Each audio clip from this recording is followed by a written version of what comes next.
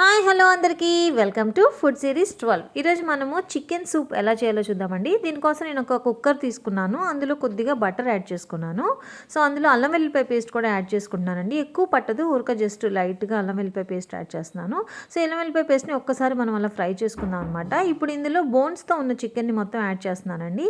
అలాగే కొద్దిగా సాల్ట్, పచ్చిమిర్చి ముక్కలు, లైట్గా ధనియాల పొడి వేస్తానండి. ఇంకా ఏ మసాలా యాడ్ చేయక్కర్లేదు, జస్ట్ లైట్గా ధనియాల పొడి వేసి ఈ చికెన్ని మొత్తం ఒకసారి మనం నీట్గా మిక్స్ చేసుకుందాము.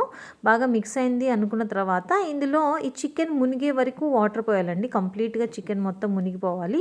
అప్పటి వరకు అన్ని వాటర్ పోసుకొని శుభ్రంగా మనం విజిల్ కొట్టించుకోవాలన్నమాట. ఇప్పుడు దీన్ని ఎన్ని విజిల్స్ కొట్టించుకోవాలి అంటే చికెన్ బాగా ఉడికిపోయి ఆ చికెన్ బోన్లో ఉన్న సారం మొత్తం వాటర్కి రావాలండి. సో నేను 6-7 విజిల్స్ కొట్టించుకున్నాను. ఆ తర్వాత ఆ వాటర్ని సపరేట్ చేసుకొని చికెన్ని బోన్స్ అన్ని తీసేసి వాటి ఫ్లెష్ వరకు కట్ చేసుకొని సైడ్ పెట్టుకున్నానండి. ఇప్పుడు మనం సూప్ తయారు చేసుకున్నాం. దీనికోసం ఒక ప్యాన్ పెట్టుకొని అందులో బటర్ యాడ్ చేసుకున్నాను. సో అందులో కొద్దిగా గార్లిక్ యాడ్ చేస్తున్నానండి, గార్లిక్ పీసెస్, అలాగే కొంచెం ఆనియన్ పీసెస్ కూడా యాడ్ చేశాను. ఈ రెండు కొద్దిగా ఫ్రై అయినాయి అనుకున్న తర్వాత ఒక హాఫ్ టమాటా వేస్తున్నానండి, ఎక్కువ పట్టదు. కొద్దిగా టమాటో ఫ్రై అయిపోయింది అనుకున్న తర్వాత మనం బాయిల్ చేసి పక్కన పెట్టుకున్న చికెన్ వాటర్ కూడా యాడ్ చేసేసానండి.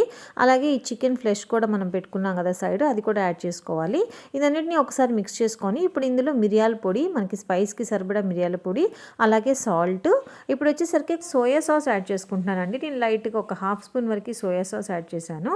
అలాగే మొక్కజొన్న వాటర్ కూడా వేసాను, కొద్దిగా సాస్ సూప్ అనేది కొంచెం థిక్ అవ్వడం కోసం అని చెప్పి. సో ఇదంతా ఒకసారి మరుగుతూ ఉండగా ఒక ఎగ్ తీసుకున్నాను బౌల్లో, దాన్ని బాగా బీట్ చేసుకున్నాను అనమాట.